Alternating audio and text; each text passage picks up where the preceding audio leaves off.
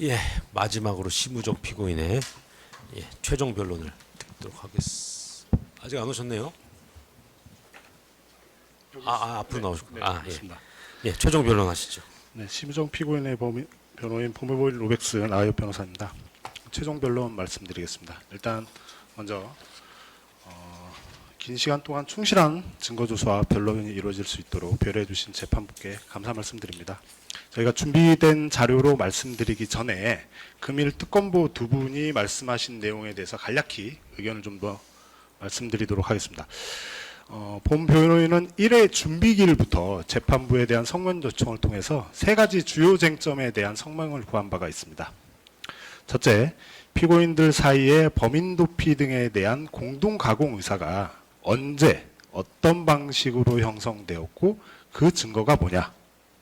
둘째, 이 사건 출국 금지 연장 결정에 대한 이의 신청의 심사 기준은 무엇이냐. 셋째, 본건 심의위원회의 심의가 그 기준에 따라서 어떤 점에 반한다는 것인지 하고 대체 심의위원회가 어떤 절차를 위반했던 것이냐.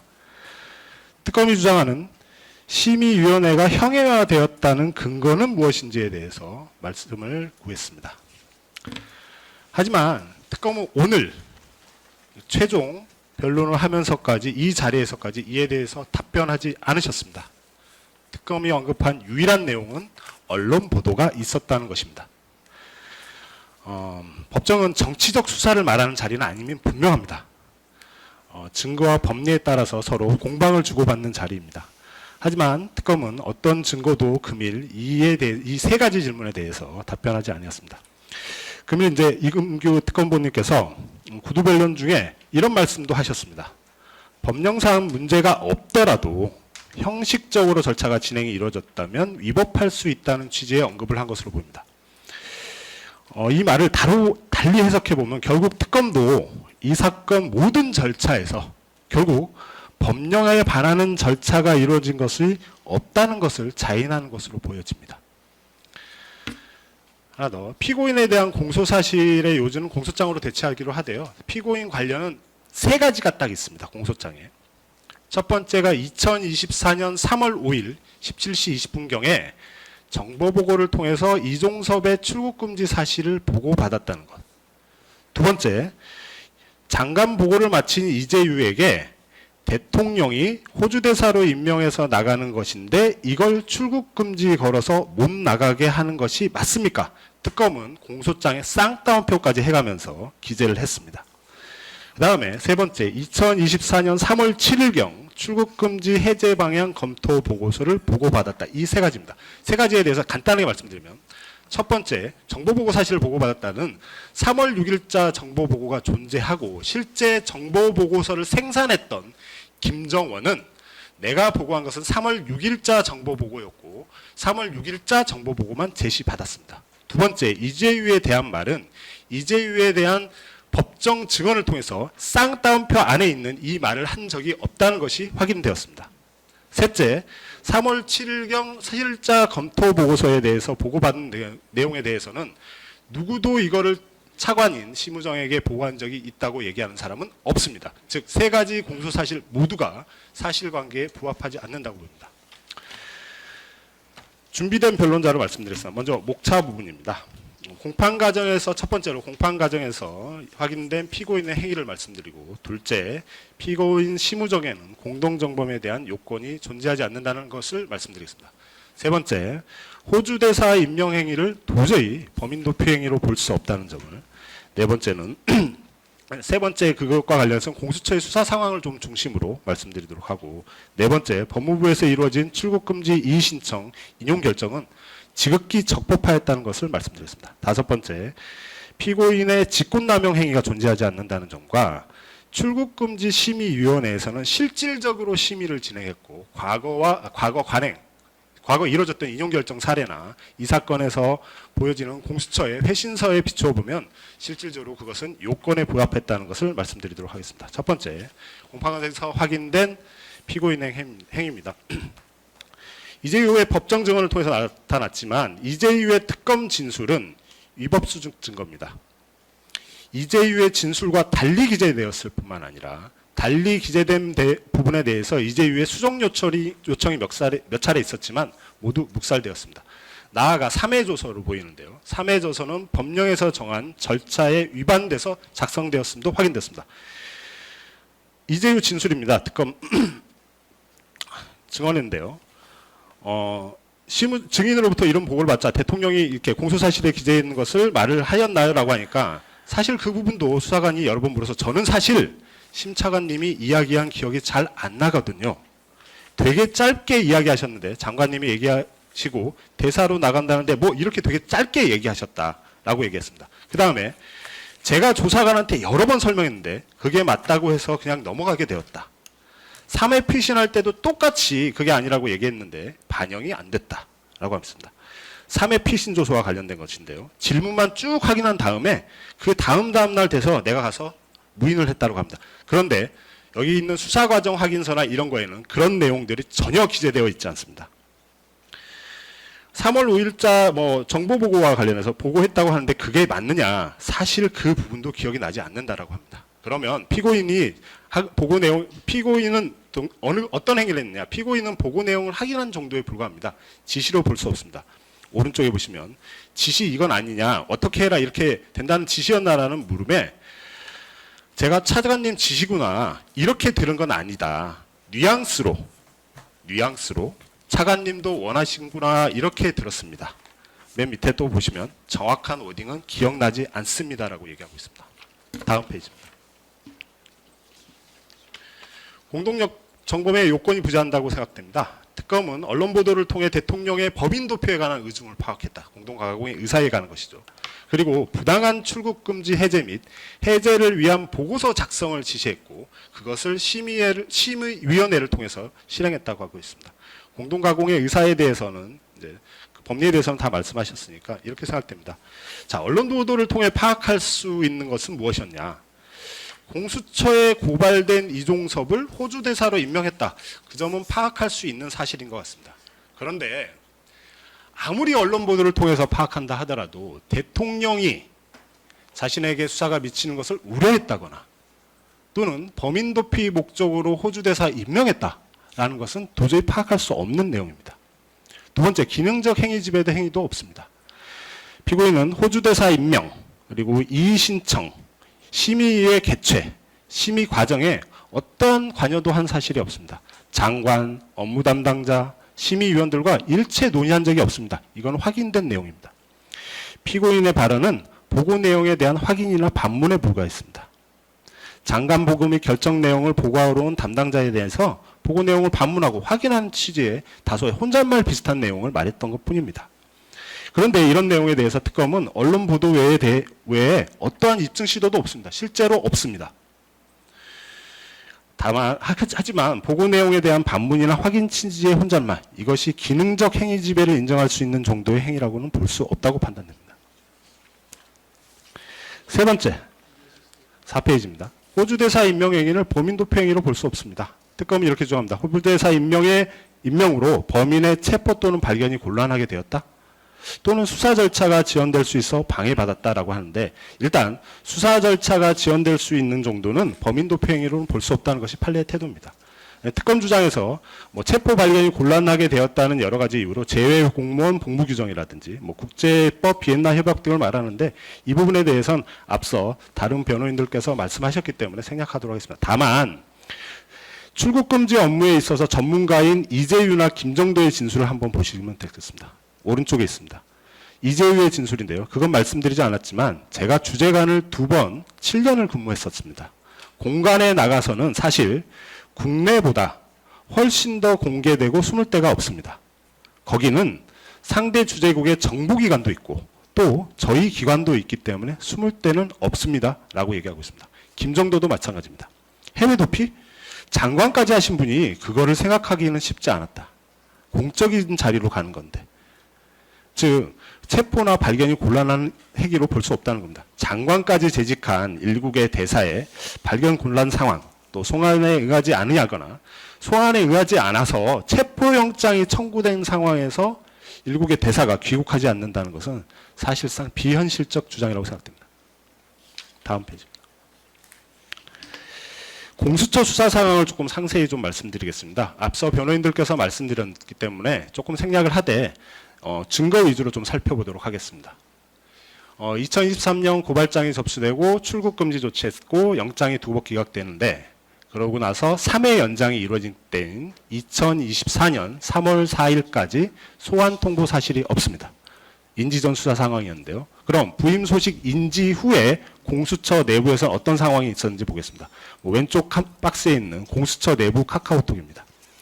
2024년 3월 4일 오후 8시 11분인데요. 박상현 검사가 이렇게 합니다. 지금 든 생각인데 지금 기사가 계속 나오는 상황에서 저희가 마치 출금 푸는 거 용인하고 풀어줄 것처럼 내일 전화하면 모양새가 안 좋을 것 같다. 밑에 일단 하루 기다려 보심이 어떨까 싶습니다라고 합니다. 그러고 나서 3월 5일 오전에 공수처 대변인은 공개적으로 언론 브리핑을 통해 이렇게 얘기합니다. 수사에 차질이 발생하지 않도록 여러 가지 조치와 방안을 검토하고 있다. 아무리 고발이 됐다고 하더라도 국가를 대표해 공무로 인사발령에 나서 가는 것도 고려해야 할 요소다. 추후 조사에 응하겠다는 서류를 남기는 방안을 포함해 다양한 조치를 검토할 것 이렇게 얘기하고 있습니다. 이렇게 3월 5일 오전까지 이뤄지자 주임 검사인 차정현은 14시 49분경에 이종섭 대리인 송광석 변호사에게 전화해서 이걸 묻습니다. 사후 소환 시마다 들어올 수 있느냐? 휴대전화 제출이 가능하냐? 출국 전 조사나 면담은 가능하냐? 이렇게 물어봅니다. 그리고 나서 답변이 오자 오른쪽에 있듯이 전화통화 및 자진 출석 의사를 확인했고요. 자진 출석하자 휴대전화 임의 제출을 받고 서면도 받았습니다. 무슨 얘기냐면 안에서는 풀어줄 조치, 출국 금지가 해제된다는 것을 전제로 한 행위들을 하고 있는 겁니다. 다음 페이지입니다. 그럼 호주 대사 부임 후에는 공수처가 과연 어떻게 했느냐 보시겠습니다. 3월 21일 공관장 회의를 위해서 이종섭이 일시 귀국을 하고 조사를 요청합니다. 그날 같은 날 조국혁신당에서는 출국 금지를 요청합니다. 오른쪽 위에 첫 번째 칸에 보시지 공수처 수사팀 카카오톡 대안을 보면 3월 21일 고 김재훈 변호사가 소환 조사 촉구서를 제출합니다. 그리고 오른쪽에 있는 것처럼 오타였는데요. 조국혁신당의 출국 금지 요청서가 접수되었습니다. 여기에 대해서 공수처는 무대응했습니다. 그리고 나서 3월 22일 공지문을 통해서 어떻게 하냐? 조사가 충분히, 그러니까 참고인 등에 대한 조사가 충분히 이루어지지 않은 점 등을 고려해서 당분간 소환이 어렵다라고 직접 공지까지 합니다. 4월 3일 날인데요. 다음 페이지 잠깐 보시겠습니다. 4월 3일 날 호주 대사가 사임하고 서울에 이제 이종섭이 호주 대사에서 사임하고 서울에 남아서 수사를 대응하겠다고 하고 변호인을 통해서 빨리 조사를 요청합니다. 이것도 마찬가지죠. 아무 대응을 하지 않습니다. 그런데 4월 3일 날은 이종섭이 이미 호주 대사에 사임하고 국내에 머무르고 있는 상황임에도 불구하고 이종섭을 제외한 나머지 5명에 대해서는 출국 금지 연장을 하면서도 이종섭에 대해서는 출국 금지를 하지 않습니다. 그럼 오른쪽에 어떻게 되어 있느냐? 공수처 부장이 이 법정에서 한 얘기입니다. 질문을 두 번째 설마 들어왔는데 또 나갈까 하는 정도 생각이 있었다고 봐도 되나요? 했다. 아마 들어오셔서 얼마 안 돼서 호주 대사도 그냥 사임하신 것입니다.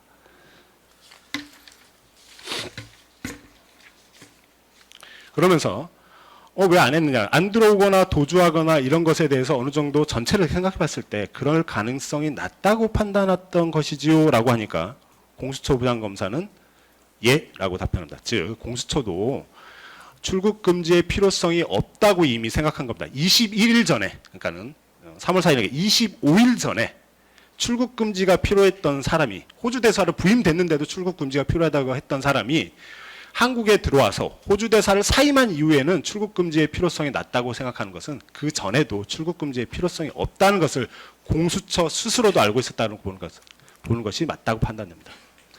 특검이 주장하는 여러 사정은 수사 절차의 편의성에 불과합니다. 수사 과정에서 너무나 수시로 발생하는 겁니다.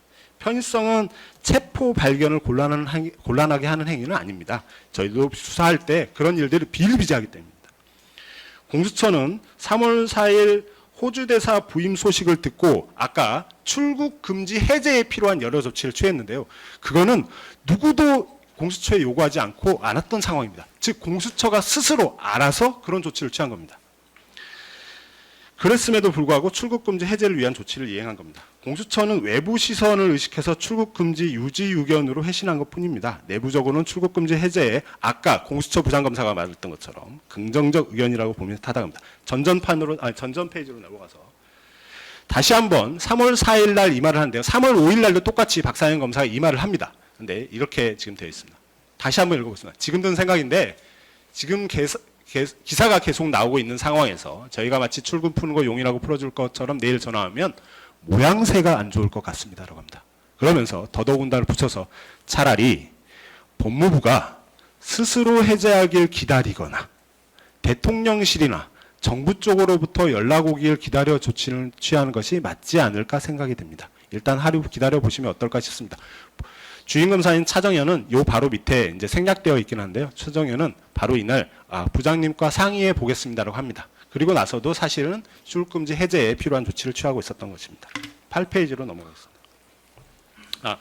결국 이제 공수처 상황을 말씀드리는 이유는 뭐냐면 해제 전이든 해제 후든 그러니까 부임 이후의 수사 상황 그리고 부임 후의 수사 상황 등을 다 고려해 본다 하더라도 공수처 수사가 방해받을 위험성조차 없었다는 점입니다.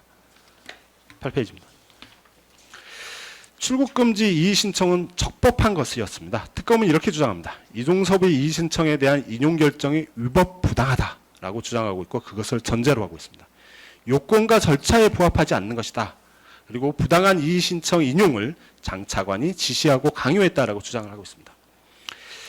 그러면서 적용 요건에 대해서 지난 그 성명에 대한 2월 9일자 의견서에서 어떻게 됐냐면 시행규칙 6조의 6이라고 말씀하셨습니다. 그러면서 6조의 6에는 세 가지 열거된 조건이 있는데 이에 대해 해당하지 않는다고 주장했습니다. 여기에 대해서 변호인이 6조의 5와 6이다.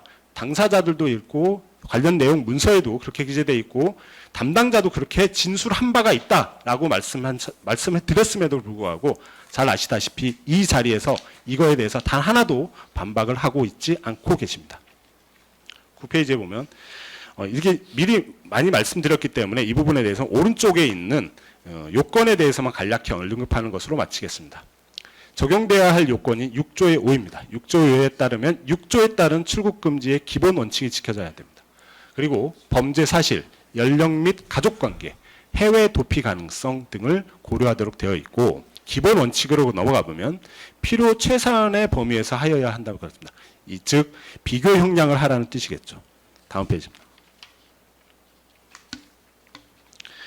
출국금지 및 연장 결과를 보면 12월 7일 날 됐고 그러니까 2023년 12월 7일 5기인 것 같습니다. 2024년 3월 4일 날 3차 연장이 이루어졌습니다. 3차 연장이 이루어진 다음에 이종섭은 직접 13시를 전후한 시간인데 온라인 하이코리아에서 직접 자신의 출국금지 사실을 확인합니다. 그리고 나서 그날 17시 47분경에 이의신청서를 제출합니다. 즉 절차적으로 안 날로부터 10일 이내에 신청이 이루어졌기 때문에 적법한 이의신청이었습니다. 아까 기준에 대해서 말씀드렸지만 출국금지의 심의 자료에 관련 판례를 통해서 정확한 기준이 나타났습니다. 읽어보도록 하겠습니다. 관련 판례에 따르면 수사 목적의 출국금지는 피의자가 출국하여 수사 기간에 소환에 불응하는 것을 방지함에 주된 목적이 있는 것이다 라고 판례가 설치하고 있고 그래서 혐의 사실의 경중과 입증 정도, 연령과 직업, 도피 가능성, 출국이 금지된 기간 등을 두루 고려해서 출국금지로서 달성하려는 공익 목적과 그로 인해 기본권 제한에 따라 당사자가 받게 될 불이익을 비교 형량하여 결정하여야 한다는 것이 판례의 확고한 태도입니다. 말씀드렸지만 특검은 조사 과정에서 이거 다 확인했습니다. 그리고 자체 수사 báo告서에서 그때 보여줬던 것처럼 6조 6 이외의 사유에 의한 이의신청 인용 사실을 분석하고 확인했습니다. 실제로 당사자인 김정원에게도 묻기도 했고요. 여기 있는 많은 서류에 나타난 것처럼 6조와 6조의 5가 포함된다는 것을 알고 있었습니다. 그 다음 페이지입니다. 마찬가지로 분석한 결과입니다. 오른쪽을 좀 읽어보도록 하겠습니다. 실제 이의신청 인용 사례 분석 결과 법무부는 위사유, 즉 6조의 6입니다. 6조의 6 사유에 한정하여 출국금지 해제 여부를 판단하지 않고 신청인의 수사협조 여부 및 수사 진행 상황, 연령, 출국 목적, 체류 기반 수사기관의 출국금지 연장 계획, 범죄의 중대성 등을 종합 고려하여 국외 도주 가능성, 공사에게 비교 형량에 따라 이 신청 인용 여부를 결정하였다라고 하고 있습니다. 대체 특검에서는 이 요건에 어디에 부합하지 않는다는 것이 단 한 번도 얘기하지 않고 있어서 궁금할 따름입니다. 13페이지. 그러면 기존에 인용된 사례를 보겠습니다. 총 6건이 있었다고 했는데요. 이 6건 중에 4건은 왼쪽에서 보듯이 요청기관에서 그러니까 이 신청에 대해서 출금 해제 반대 의견으로 회신한 사례였습니다. 그럼에도 불구하고 4건을 포함해서 총 6건에 대한 이의 신청이 인용이 되었습니다. 기존 인용 사례를 조금 오른쪽을 보시면 이의 신청 심의 결과 인용이라고 합니다. 미국의 생활 기반을 두고 협조할 것이라고 단정할 수 없는 경우에도 인용이 됐습니다. 캐나다 시민권자로 향후 수사를 회피할 목적으로 심의한 결과입니다.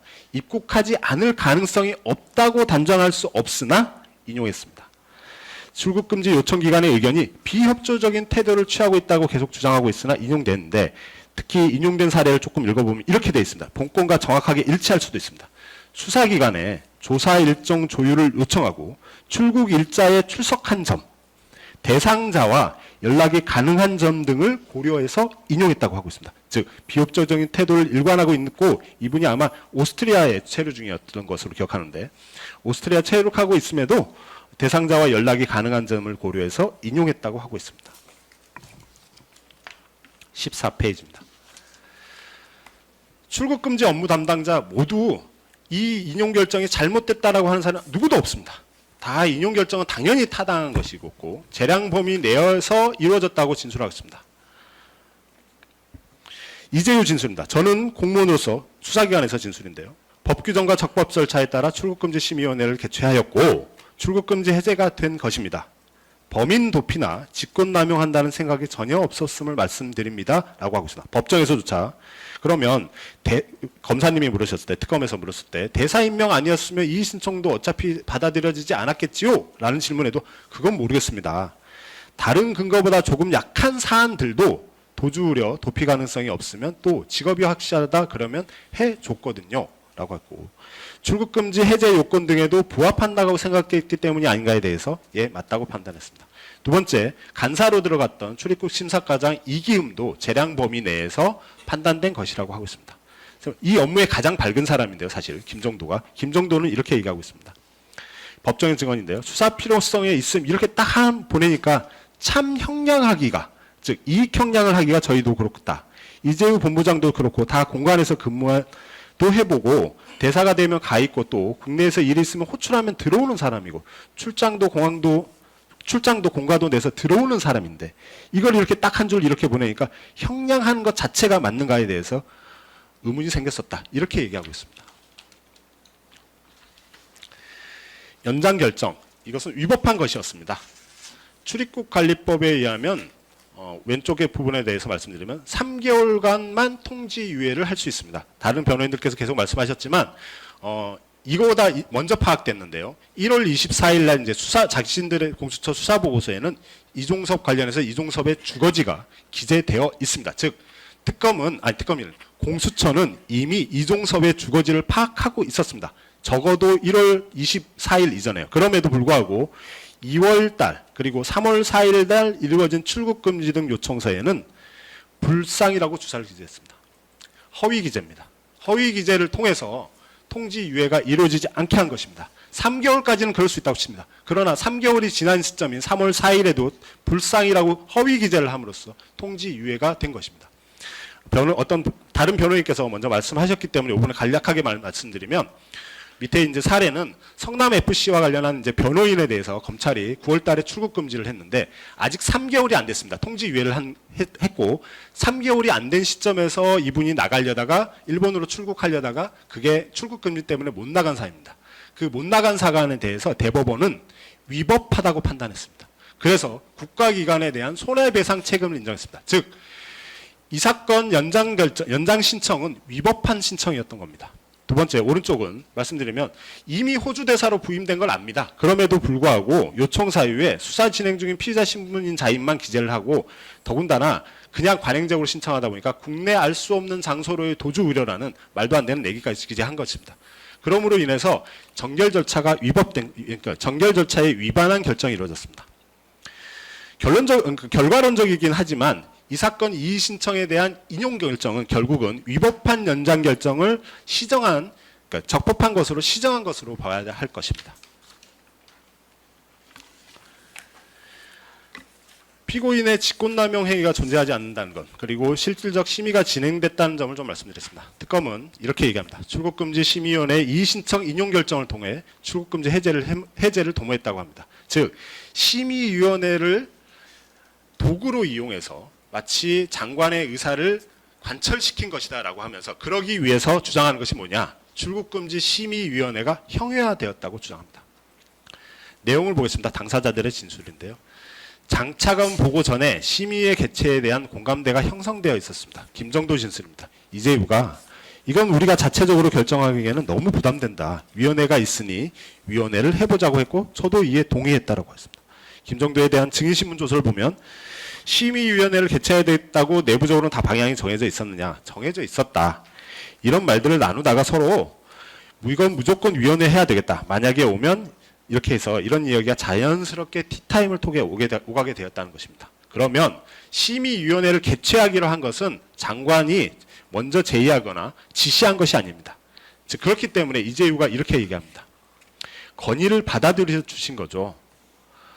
장관님이 시간도 없고 그런데 그걸 해야 되냐 이렇게 하실 수도 있다고 생각했는데 들어갔는데 장관님이 건의를 받아들여졌다고 합니다. 그러면 위원회 개최 일자도 뭐 서둘러서 진행하셨다고 하니까 이렇게 말씀을 드립니다. 위원회의 결체 일자는 이재유가 결정했습니다. 이재유는 이렇게 합니다. 사실은 3월 8일 결정한 것은 심사과에서는 계속 7일로 저한테 이야기해서 제가 그거 제지하고 8일로 넘긴 겁니다. 즉 피고인이나 또는 장관의 지시에 의한 것이 아니라 심사과에서 자체적으로 7일로 갖고 왔었는데 자신이 하루를 연기시킨 것이라고 얘기하고 있습니다. 자, 그럼 심의회 과정에서 장차관의 생각을 전달받은 사람이 있느냐? 그렇지 않습니다. 존재하지 않습니다. 어떤 진술도 없습니다. 이기음 이렇게 얘기하고 있습니다. 장차관 관련해서는 들은 바가 없습니다라고 하겠습니다. 김정도입니다. 장차관 지시 여부에 대해 제가 이재유로부터 듣지는 못한 것 같습니다. 라고 하고 있습니다. 이재유조차 긍정방향의 검토보고서를 작성하라고 했느냐 그러는데 좀 애매하다. 제가 위에서 알고 싶어 하지 않은가 하니까 그러지 않았을까 이렇게 해서 아마 워딩이 정리하다 보니 그렇게 된 것 같은데 그렇게 자기는 말한 적이 없다고 합니다. 뒤에서 한번 더 볼 수 있을 겁니다. 다음에 장차관의 생각을 전달받은 위원 아무도 없습니다. 3명 다 검사 출신의 위원 중 3명 다 그런 생각을 전달받았다는 진술도 없고 내용도 없습니다. 18페이지입니다. 그러면 심의위원들은 장차관의 의사에 따라 지시에 따라 판단했느냐라고 진술하느냐? 그렇지 않습니다. 심의위원 5명 모두 다 똑같이 법령과 자신의 판단에 따라 결정했다고 진술하고 있습니다. 임세진 형사기획과장이었던 임세진 이렇게 합니다. 당시 출국금지 해제 필요성이 출국금지 필요성보다 더 크다고 판단했고 이는 공수처 의견서, 이의신청서 등 심의 자료와 심의 내용을 바탕으로 외부 영향 없이 양심적으로 결정하였습니다. 임명의 적절성은 제가 관여할 부분이 아니다. 라고 합니다. 두 번째, 이진용 당시 인권조사과장입니다. 수사를 위해 공수처에서 수사를 위한 출국금지 유지 필요성에 대한 절박감이 있는 것인가? 공수처에서 출국금지 해제에 반대하는 것이 맞나? 라고 생각했다. 그래서 이런 내용들을 보았을 때 이종섭에 대한 출국금지 해제가 필요하다고 생각했다는 겁니다. 원정우는 제가 알고 있는 판례와 언론 보도도 종합해서 판단했다고 하고 있습니다. 일단 검사 3명이 그렇게 됐고요. 이재유는 이렇게 얘기합니다. 법정에서. 그러면 증인은 심의위원을 통해 장관이나 차관 때문에 증인 본인의 의사를 달리 결정한 것이냐? 아니다. 저는 원래 그렇게 생각했습니다. 다른 사례와 비교를 많이 했습니다. 다른 사례는 그럼 어떻게 했었냐? 그걸 많이 물었던 것 같습니다. 라고 했습니다. 김정도 이렇게 했습니다. 필요성을 자세하게 정해줬으면 형량을 해보겠는데, 그러니까 공수처에서 필요성을 제대로 기재하지 않아서 형량조차 못했다라고 하고 있습니다. 형량을 해서 그거 한 줄 적었다고 해제를 안 해줄 수 있을 만큼 그렇게 강하게 작용할 수 있을 거에 대해서 고민했다고 얘기하고 있습니다. 다음 페이지입니다. 요거는 20페이지 먼저 말씀드리고 돌아가도록 하겠습니다. 자, 공수처에서 어떻게 회신왔는지를 먼저 보고 말씀드리겠습니다. 공수처에서는, 그러니까 먼저 첫 번째 칸은 법무부에서 공수처에 보낸 의견 회신 요청서입니다. 여기에는 요청사항이 이렇게 되어 있습니다. 첫 번째, 사건 수사 필요성. 두 번째, 해외 도피 가능성. 부침 이의 신청서에 대한 반박 의견 등 출국 금지 필요성에 대한 귀청의 의견 및 자료라고 되어 있습니다. 그런데 공수처는 이렇게 회신합니다. 피의자에 대하여 현재 수사 진행 중으로 적시 증거 확보와 소환 조사를 위해 출국 금지 유지 필요. 공수처에서 이렇게 저렇게 했는데 그거는 별다른 문제임을 내가 고지한 적은 있다. 즉 이의 신청서에 대한 의견을 달라고 하니까 뭐 의견을 주지는 않고 그냥 그러니까 당사자가 신청한 이의 신청서에 대한 의견도 달라고 돼 있었는데 그건 아니고 그거에 대해서는 얘기하지 않고 그냥 우리가 한 게 있는데 이거는 관계없어. 이렇게 정도만 얘기합니다. 출국 금지 필요성에 대해서 그러니까 해외 도피 가능성에 대해서 기재하지 않았습니다. 그러니까 이기음은 이렇게 얘기합니다. 회신 내용을 보면 그냥 딱 한 줄만 적혀 있었습니다. 그렇게 대충 기재해서 회신을 받은 건 처음입니다. 제 생각에 공수처가 이종석과 출국 금지를 해제하기로 협의되었다가 이기음 생각인데 그 사이 언론 보도도 많이 나오고 일이 커지니까 해제한다는 내용으로 회신을 하지 못하고 그냥 소극적으로 보내면 법무부에서 알아서 하겠지라고 생각했던 것 같습니다. 라고 얘기하고 있습니다. 김정도도 이렇게 했습니다. 공수처가 이렇게 의견을 보내왔으면 이 중에 한 명, 그러니까 3명 중에 한 명인데요. 검사들. 이 3명이 다 이거를 반대할 수 있을까? 그런 생각을 했다. 심지어 마지막에서 이릅니다. 그러니까 제가 뭘 이렇게 냈나라고 이렇게 부실하게 냈나 아니라는 이유를 확 따라주든지 뭐 이렇게 냈나라는 그런 생각을 하면서 짜증까지 났었다고 얘기합니다. 공수처는 이렇게 면피성으로 보냈은 겁니다. 그리고 해외 도피 가능성에 대해서 전혀 언급이 없습니다. 다른 사례와 비교하겠습니다. 앞으로 넘어가겠습니다. 19페이지입니다. 다른 사례 요청기관에서 한 것인데요. 인용 사례들입니다. 인용 사례들이고 왼쪽은 심사결정서에 요약된 내용만 기재되어 있는 것이고 오른쪽은 전문을 기재한 것입니다. 왼쪽에 보겠습니다. 무고이고 캐나다 국적의 사람입니다. 그냥 내용은 생략하고 9줄이나 기재되어 있습니다. 두 번째 사기 사건인데요. 사기 사건에서 지명수 배우 공영에서 체포된 사람이 있는 사람에 대한 것이었습니다. 그 사람에 대해서 8줄 정도 기재하고 있습니다. 마지막 세 번째는 주민등록번 위반입니다. 사기 사건을 빼고 무고 주민등록번 위반은 재판장님께서도 잘 아시겠지만 벌금 사안에 불과합니다. 많아봐야. 그런데도 지금 요청기관에서 3줄에 걸쳐서 기재되어 있습니다. 그리고 세 번째 주민등록법 위반 사항은 12월 출국한 뒤에 입국하지 않아서 수사 중지, 기소 중지가 되었던 사안이죠. 그런 기소 중지가 되었던 사안에 대해서도 이렇게 기재하고 있는 것입니다. 오른쪽은 말씀드리면 거의 전문이 기재되었다고 생각합니다. 교특법 위반 사건입니다. 그러니까 사고를 내서 다쳤는데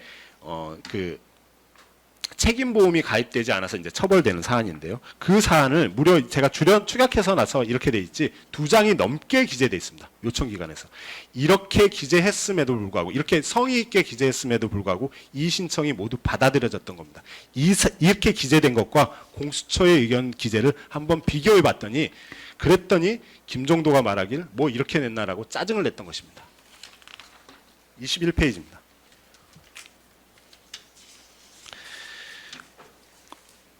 형사기획과장 그러면 실질적인 심의가 됐느냐 이렇게 했는데 공수처 내용이 어떻게 영향을 미쳤는지 보겠습니다. 형사기획과장입니다. 이 신청에 대한 공수처 이거 이제 심사결정서 그러니까 심의 자료에 자기들의 발언 내용인데요.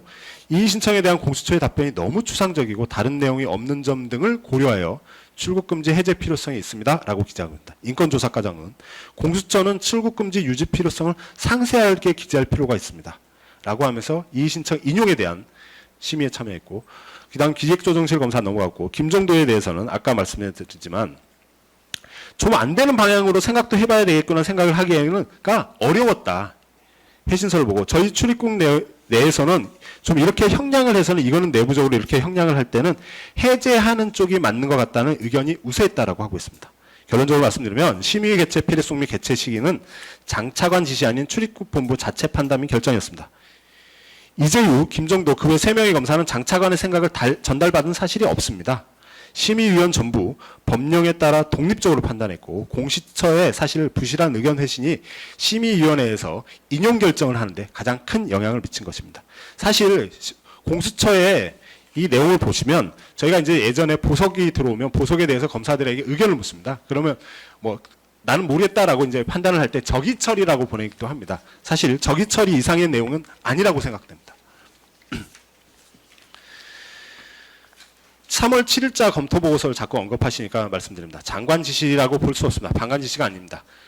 뭐냐면 이기훈 과장에게 뭐 긍정적으로 검토하라는 방향의 보고서를 작성하라느냐 취지로 지시했느냐 하는지 근데 제가 그거 조금 진술은 그렇게 했는지 몰라도 좀 애매하다라고 합니다. 밑에 보면 어떻게 하냐면 이기훈 과장은 그렇게 하는지 몰라도 저는 그렇게 제 성격상 그렇게 이야기할 것 같지는 않습니다. 그렇게 안 해도 다 공감이 돼 있는데 굳이 그걸 제가 뭐 그렇게 써서 장 차관님께 제가 점수 따라고 보여드리려고 하지는 않았을 거예요 라고 진술하고 있습니다. 장 차관에 대해 보고되는지 여부도 명확하지 않습니다. 규명되지 않았습니다. 이재우 이렇게 얘기합니다. 사실 그 부분도 제가 기억이 명확하지는 않은데요. 진술할 때도 저는 기억이 안 난다고 처음에 했는데 조사관이 이기훈 과장이 차관한테 보고했고 라고 하니까 그거를 이기훈 과장이 했으면 당연히 저는 차관한테 했을 거라고 추정해서 진술한 것이라고 합니다. 기억이 없는 것이죠. 그러면 이기훈은 그럼 차관한테 보고했다고 하느냐? 아닙니다. 이회 진술에서 이렇게 합니다. 말씀드린 대로 제가 심우정 차관에게 대면 보고를 한 기억은 명확히 있는데 검토 보고서를 보드는지 여부는 기억이 나지 않습니다. 즉 보고했다는 사람이 없는 겁니다. 차관에게. 그런데도 이렇게 이기훈 그 진술이 이미 이렇게 있음에도 불구하고 이재유에게 다시 그것이 마치 이기훈이 이렇게 진술한 것처럼 해서 진술을 받았다는 겁니다. 이재우 진술에 의하면 장 차관의 지시에 의해 작성이 아님을 알 수 있습니다. 특정 방향을 향한 보고서에 대한 지시도 아님이었습니다. 장 차관에게 보고되지도 아니었고 잘못된 진술을 토대로 진술을 유도한 것이고 사실관계를 확정한 것입니다. 23페이지입니다. 특검은 이제 미리 결론을 정해 놓았기 때문에 인용 결정서는 심사 결정서는 인용만 만들었다라는 취지로 주장을 하고 있습니다. 명백한 사실과 다른 내용입니다. 법을 왜곡한 겁니다. 오른쪽 먼저 보시겠습니다. 심사 결정서에 두 가지가 있습니다. 기각을 내용하는 아래쪽에 있는 기각을 내용하는 최종 1버전이 있고요. 두 번째 인용하는 내용의 최종 2버전이 있습니다. 둘 다 언제 생성되냐면 최종 1버전은 07시 59분경에 그러니까 기각 최종 버전은 07시 59분경에 만들어졌고 인용 버전은 08시 03분경에 만들어졌습니다. 실제로 나간 내용과 똑같은 양식과 똑같은 형식을 갖고 있습니다. 즉 담당자는 미리 결정이 나올 것을 대비한 것이 아니라 어떤 결정이 나오든 간에 빨리 절차를 진행하기 위해서 둘 다 작성해 놓은 것입니다. 이걸 가지고 인용을 먼저 전제로 작성했다고 한 것은 심각한 사실과 다른 주장입니다. 그 다음에 심사 결과는 뭐 절차 기재니까 당연히 작성돼야 하는 문서에 불과하고요. 왼쪽에 심의 자료를 잠깐 보겠습니다.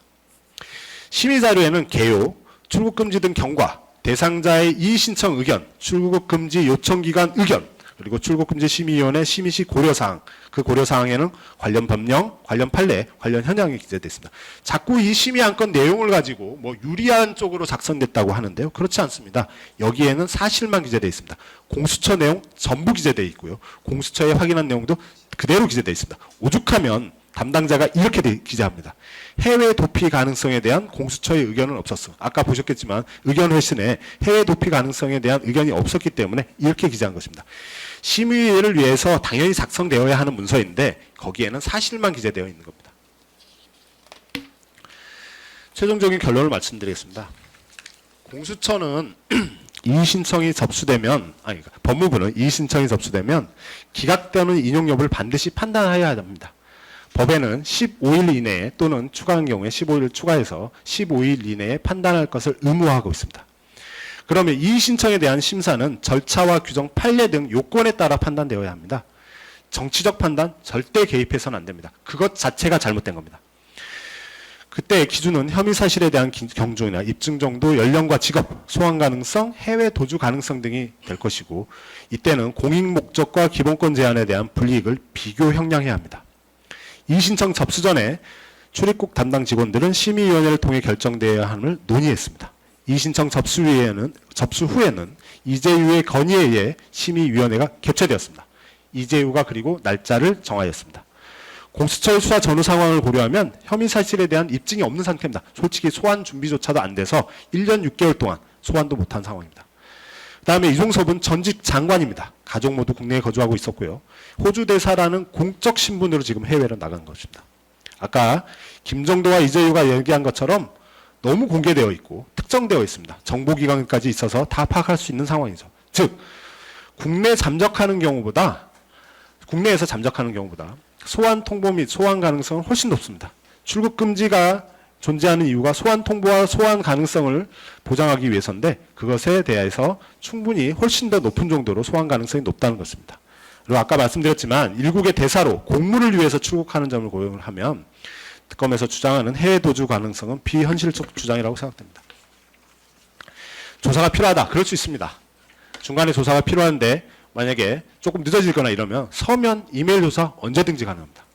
또 소환 조사가 필요한 단계에 이르면 아까 말했지만 언제든 소환 가능합니다. 즉 요건은 출국 금지로 달성하려는 공익 목적에 비해서 그 불이익이 정말 압도적으로 큰 사안입니다. 아까 인용된 다른 사안에 비해서도 불이익이 압도적으로 크고 비교 형량을 하면 훨씬 더 출국 금지를 해제할 필요성이 높은 사안입니다. 공수처 회신 자료에 비해서도 그렇죠. 심의원들 모두 출국금지 유지 필요성을 독립적으로 요건과 절차에 따라 심사 의결했다고 진술하고 있습니다. 그것과 다른 증거는 아무것도 없습니다. 특히 이 과정에서 심의원들 모두 대부분 공수처의 부실한 의견 내신이 자신들의 판단에 큰 영향을 미쳤음을 심의위원회 때도 얘기하고 있습니다. 이의신청 접수 및 심의 결정 과정까지 절차 및 요건에서 위법사항이 전혀 없습니다. 오히려 결과론적이기는 하지만 위법한 출국금지 연장에 대한 시정이 이루어졌습니다.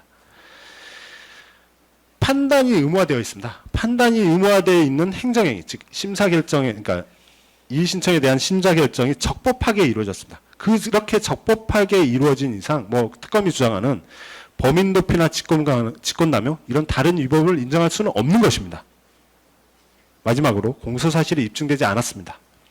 피고인 심인정에 대한 범인 도피 및 직권남용 모두 미점이 명백하다고 보여집니다. 재판장님께서 잘 살피셔서 피고인 심우정에 대해서 무죄를 선고해 주시기 바랍니다. 이상 마치도록 하겠습니다.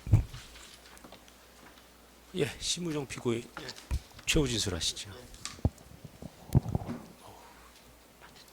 네, 존경하는 재판장님과 두 분 배석 판사님, 그동안 장기간 충실히 심리해 주셔서 정말 감사드립니다. 제가 생각한 바를 짧게 말씀드리겠습니다. 잘못이 있다면 누구나 법정의 피고인으로 설 수 있고 또 법의 심판을 받아야 합니다. 법 앞에 예외는 없습니다. 그러나 형사사법은 국민의 기본권과 직결되기에 더욱 신중히 운영되어야 합니다. 적법 절차에 따른 과정을 거쳐서 오로지 또 증거와 법리에 의해서 결론이 내려져야 합니다. 저는 법률가이고 26년간 검사로 일했습니다. 비록 제 사건이지만 본건 기소는 수사 절차, 또 증거 판단, 법리 해석 등 도저히 납득하기 어려운 부분이 많이 있습니다. 법무부는 출국 금지에 대하여 이의 신청이 들어오면 기각이든 인용이든 반드시 결정을 하여야 합니다. 법무부의 출국 금지 해제는 절차와 내용, 어떠한 면에서도 위법한 점이 없고 규정에 따른 적법한 결정이었습니다. 이러한 결정이 범인 도피나 직권남용으로 해석될 수는 없다고 생각합니다. 또 그 과정에서 제가 어떠한 지시나 영향력을 행사한 사실도 없습니다. 자세한 내용은 변호인이 충분히 말씀드렸기 때문에 변호인 의견서로 가름하겠습니다. 존경하는 재판장님께서 증거와 법리에 따라서 현명하게 판단해 주시기를 간곡히 요청드립니다. 감사합니다.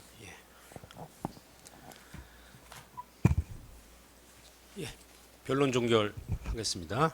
변론을 종결하고 판결 선고는 9월 11일 오후 2시 서관 103호 법정에서 하겠습니다. 9월 11일 오후 2시. 예, 그동안 재판 받으시느라 고생 많으셨습니다. 예, 오늘 마치겠습니다.